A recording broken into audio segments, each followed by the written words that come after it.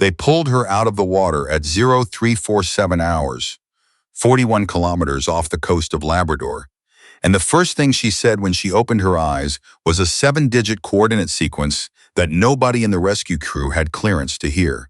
That detail, the coordinates, spoken before her name, before a request for water, before anything resembling a normal human response to near death, is what triggered the call to CANSOFCOM.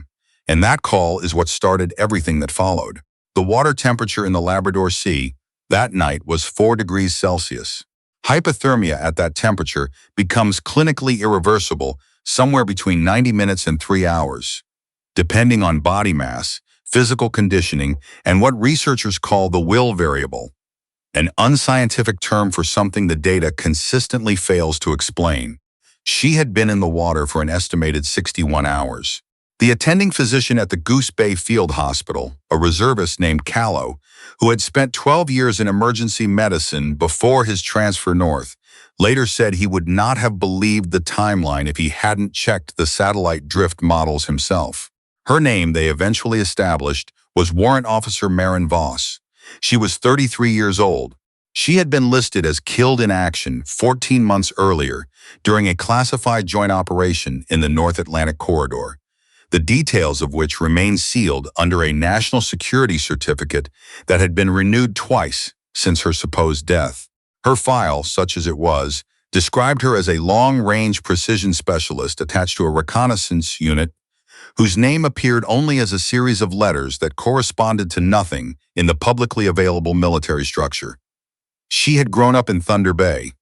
She had a younger brother in Winnipeg. She had, according to records that were themselves partly redacted, scored the highest documented marks in computational ballistics.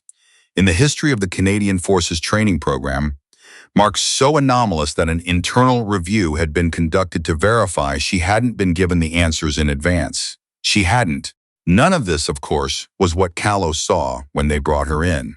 What he saw was a woman with core body temperature of 28.4 degrees, bilateral frostbite on the hands rated at 2nd degree, a deep laceration along the left clavicle that had partially closed on its own in a way that suggested it had been field dressed and then reopened, and a grip that his nurse noted in the admission file, with visible uncertainty about how to classify it medically, on a sealed titanium canister, approximately the size and shape of a large thermos, which she had been wearing strapped to her body with what appeared to be lengths of neoprene cut from a wetsuit and knotted in patterns that the CANSOFCOM officer, who arrived 6 hours later, a lean, careful man named Major Theron Quill, identified immediately as the knot system used in deep water extraction training. She had not let go of the canister when they cut her out of the water. She had not let go when they put her on the stretcher. She had not let go in the helicopter, or in the ambulance bay, or when Callow's team had started cutting away the remains of what had once been a dry suit. When one of the nurses had reached for it, Maren's hand had tightened.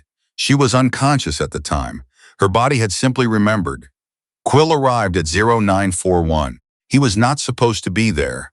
He was supposed to be in Ottawa, in a budget review meeting, and the fact that he had been scrambled this quickly told Callow, who had been in the reserves long enough to read the speed of institutional response as its own kind of signal, that whatever was inside that canister was not a routine matter.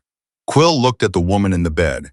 He looked at the canister, still held loosely in her bandaged right hand. He looked at the coordinates that Callow had written down from memory immediately after she'd said them, which were sitting on the nursing station counter in a folded piece of paper that Quill picked up, read, refolded, and put in his jacket pocket without comment. Then he pulled a chair to the side of the bed, sat down, and waited. She woke at 13:17. She did not say, "Where am I?" or "What happened?" or "How long have I been here?" She looked at the ceiling for approximately 4 seconds. Then she looked at her right hand, confirmed the canister was present, and looked at Quill. "Who authorized your access to this room?" she said. "CANSOFCOM Directive 7, Quill said. "Issued this morning." "Show me."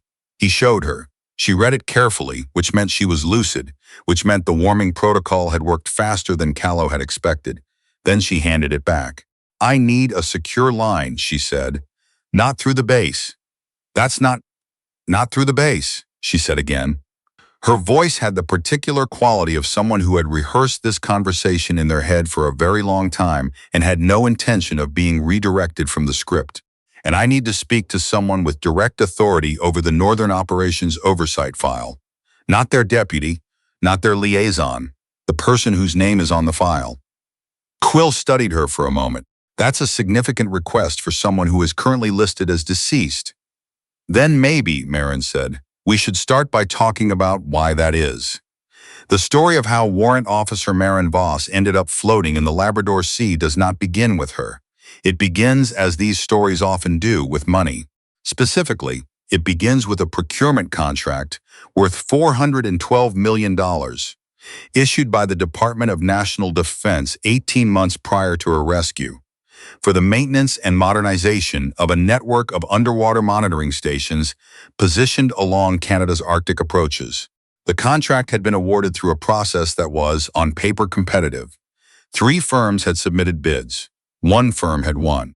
The firm that won, a company called Norwell Strategic Systems Incorporated in New Brunswick, with a registered office address that turned out to be a shared mailbox above a dry cleaning shop in Moncton, had submitted a bid that was, upon examination, $22 million lower than its nearest competitor, and structured around cost projections that defied the known economics of the relevant industry by a margin that should have triggered an automatic audit. The audit had been scheduled. The audit had been postponed. The audit had been reassigned to a different oversight body. The audit, as of the date Maren was pulled from the water, had not happened. She had known about the contract for 9 months.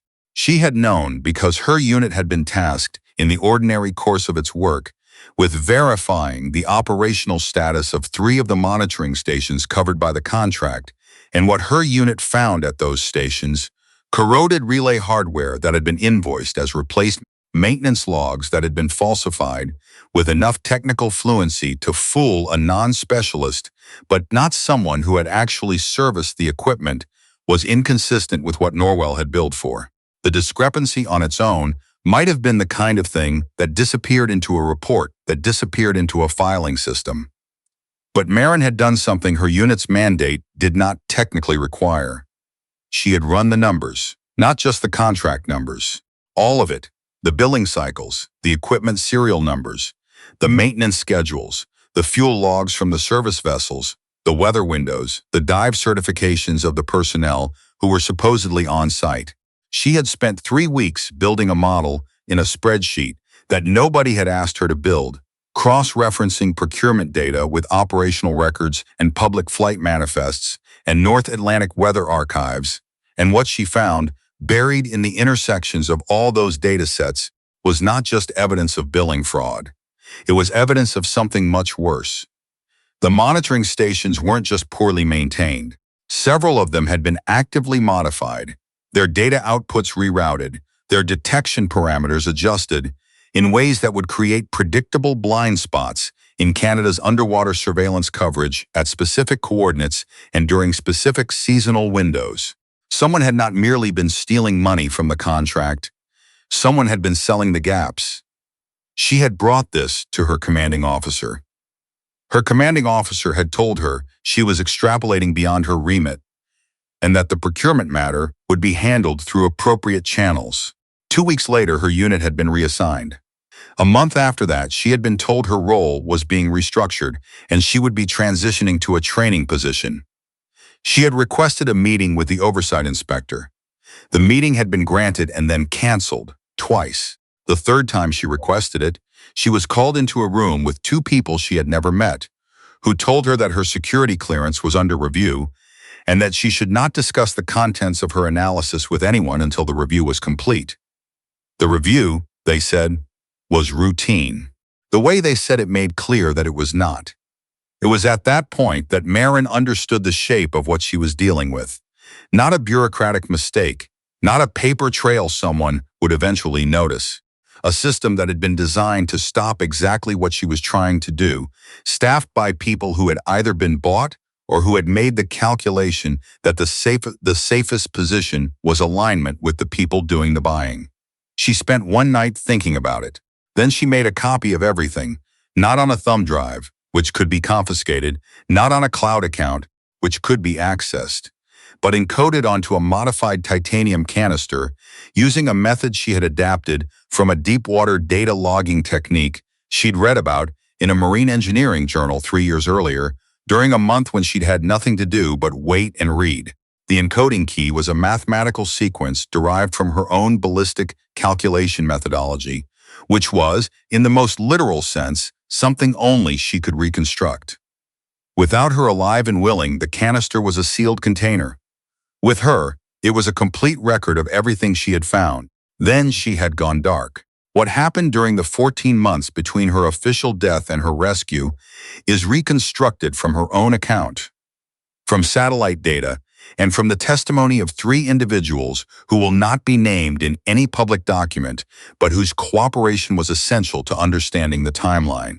Maren herself, when she eventually gave her formal account, was precise and unemotional in her description of events, in a way that struck the people listening to her as something beyond professional composure, as the specific quality that develops in people who have been alone with fear long enough that they have stopped experiencing it as an acute state and have begun living in it as a chronic one.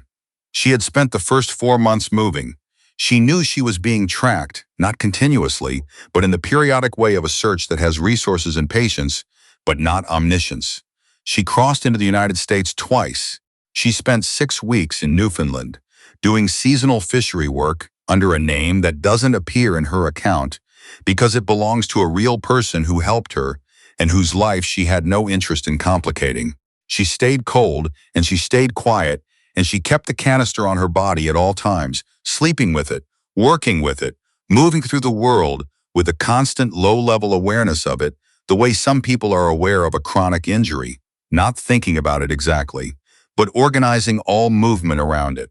She had made one attempt to get the information out through legitimate channels, through a contact she trusted, a journalist who covered defense procurement and who had the technical background to understand what she had encoded. That attempt had failed in a way that told her the circle of compromise was wider than she had initially mapped. Her contact had been approached, apparently within 48 hours of their communication, by someone representing interests that the journalist described in the brief and carefully worded message they managed to get back to her, as government adjacent in a way that was not government. After that, she stopped trying to find a channel and started trying to find a position from which, if everything went wrong, the canister would still end up somewhere that mattered. The operation that officially killed her, the one whose records remained sealed under the security certificate, had been a setup. She knew this now, though she hadn't been certain at the time.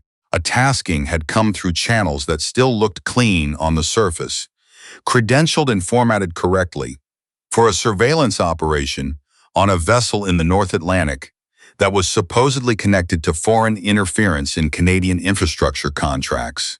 She had taken the tasking because it was legitimate looking enough that refusing it would have been suspicious, and because it put her exactly where she had been trying to get, in proximity to the physical locations her data pointed to. What she had not anticipated was that the people who had issued the tasking knew what she was carrying. They had known for longer than she realized, and they had simply been waiting for a moment when her death could be made to look operational rather than retaliatory. When she understood what was about to happen, she had approximately 90 seconds. She used 40 of them to move to a position that gave her a clean angle on the vessel's communications array because she had, in that 90 seconds, made a calculation that was less tactical than it was mathematical. The vessel was transmitting. It was transmitting to a relay that she could, from her position on the water at that range, and in those conditions, interrupt. Not destroy, not permanently disable. Interrupt, for long enough to create a logged anomaly in the communications record of an asset that was supposed to be operating without a verifiable signal trail. An anomaly that would sit in a database somewhere, flagged but unreviewed, until someone with the right clearance and the right question went looking for it. The shot was taken at a range of 3,847 meters across a water surface with a windage factor that she calculated in real time using a method she had developed herself and that had never been formally documented, in conditions of near-zero visibility, with equipment that was not optimized for that range. It hit the relay array dead center. Then she went into the water. She had a plan for the water. It was not a good plan in the sense of being likely to succeed. The honest assessment was that it had perhaps a 12% probability of resulting in her survival, a number she had arrived at through the same methodical analysis she applied to everything else. But 12% was not zero, and the canister was waterproofed, and the Labrador current ran in a direction that, given enough time and enough cold and enough will variable, might carry a person to a place where people would eventually find them. 61 hours later, they found her. Major Quill secured the line she asked for. It took him 4 hours, which told her that the name on the Northern Operations Oversight file was someone with enough institutional weight that even a CANSOFCOM major had to move carefully around the request.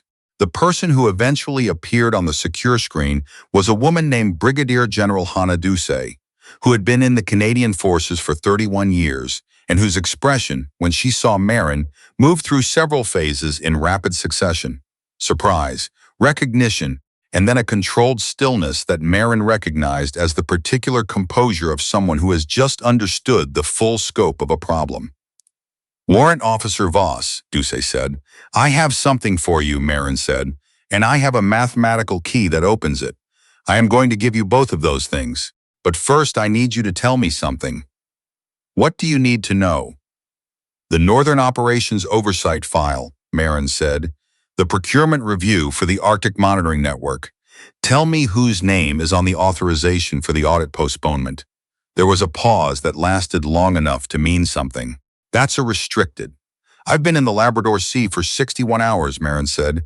"I'm not going anywhere, I can wait." Doucet looked at her for a long moment. Then she said a name. It was not a name that appeared in Maren's dataset.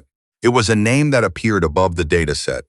A name that explained why every channel she had tried to use had closed, why every institution she had approached had redirected, why the audit had been postponed and reassigned and eventually allowed to simply not happen. Maren nodded slowly. She had suspected. She hadn't been certain. Now she was. "There are 3 independent validators in the encoding key," she said. "The first is a ballistic drift sequence from the 2019 Arctic Survey, the raw data, not the published version. The second is a fuel consumption anomaly from service vessel logs, cross-referenced against North Atlantic Weather Archive data for the same period. The third is a communication record that doesn't exist in the official file but that I logged independently before my clearance was flagged. All 3 together open the canister's data layer. None of them opens it alone." She walked Doucet through the key. It took 40 minutes. By the end, Doucet was writing in a notebook with the focused, slightly inward expression of someone who has understood that the problem in front of them is larger than what they walked in expecting. "The relay anomaly," Doucet said. "The one in the North Atlantic Communications Database. Flagged but unreviewed. Cross-reference it with the transmission logs from the vessel in Sector 7 November, Maren said. And then cross-reference that with the blind spot schedule. The timing is not coincidental." Doucet sat back. Outside the window of wherever she was, Maren couldn't tell from the background. It appeared to be a gray Ottawa morning of the kind that felt like a specific color of bureaucratic weather. "This is going to be complicated," Doucet said. "Yes," Maren said. "The name I gave you, the authorization. That's not someone. I know who it is," Maren said. "I know what the exposure looks like. That's why I encoded it the way I did. It needs to be you, not your deputy, not a committee. You with the data, in a room with people who can act before the file gets redirected again." Doucet looked at her steadily. "You've been carrying this for 14 months. "Yes, alone. That was the only way it stayed intact." There was a pause. Doucet looked like she was going to say something that was not entirely professional, something that belonged to the category of human response rather than institutional response. Then she seemed to weigh that against the context and settle on something cleaner. "I'll need you in Ottawa," she said. "As soon as you're medically cleared." "I know," Maren said. "There's something else." "What?" "The journalist I contacted 14 months ago, the one who was approached afterward. I need them protected before this moves, before anything goes official. If the circle closes around this before they're outside it, give me the name. Maren gave her the name. Ducey wrote it down. Done, Ducey said.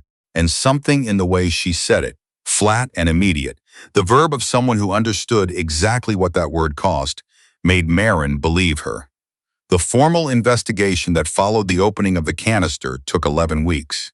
3 investigators from the Department of National Defense's Internal Audit Branch, 2 from the RCMP's Financial Crimes Unit, and 1 from a body whose name Ducey had explained to Maren in terms that made clear it existed to handle exactly the situation where the normal bodies had been compromised, worked through the data layer in a sequenced order that Maren had built into the encoding itself, a deliberate structure, so that each revelation arrived with the context necessary to understand it, rather than as a raw dump that could be isolated, mischaracterized, or buried under complexity.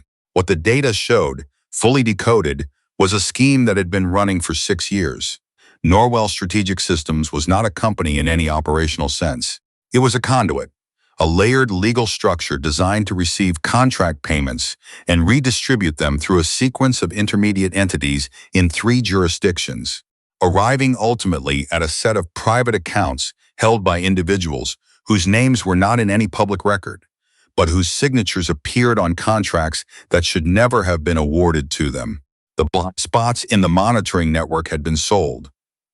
This was the word the investigators used in their final summary, sold, with the precision of people who had decided to name the thing plainly, to interests that benefited from unmonitored corridors in Canadian underwater territory. The nature of those interests and the full scope of what they had done with the access during the windows it was available remained, as of the formal report's release, partly classified under a carve-out that Ducey had argued for, and that Maren had agreed to on the condition that the core financial and structural findings were public and that the name at the top of the authorization chain was not protected. It wasn't.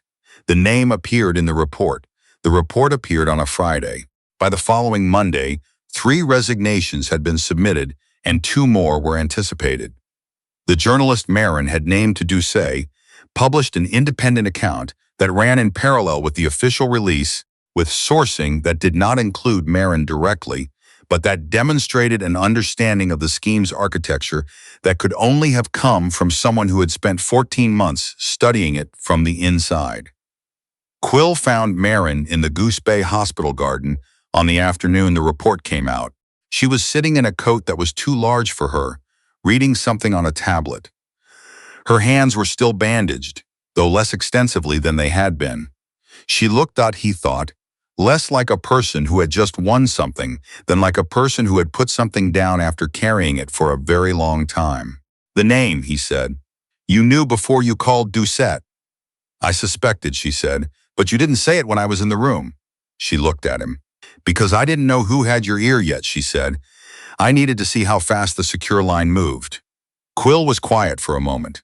Outside, the Labrador autumn was doing what Labrador autumn does, stripping the color back to essentials, gray rock and gray water and a cold that was not yet winter but was very clearly practicing. The relay shot, he said, at that range in those conditions. How did you calculate for windage without instrumentation? It was the question she had been asked twice by the technical review team, and both times she had given a correct but incomplete answer. She had described the method in terms of its components without explaining the underlying logic, because the underlying logic was the kind of thing that made people uncertain about whether to feel impressed or unsettled. But Quill asked it the way someone asks who is genuinely curious, not officially curious, and she found she didn't mind answering him honestly. You know how the ocean surface moves, she said. Not just the gross movement, the micro patterns. The interference patterns where swells interact, where current boundaries create surface texture changes. I've been watching water for a long time.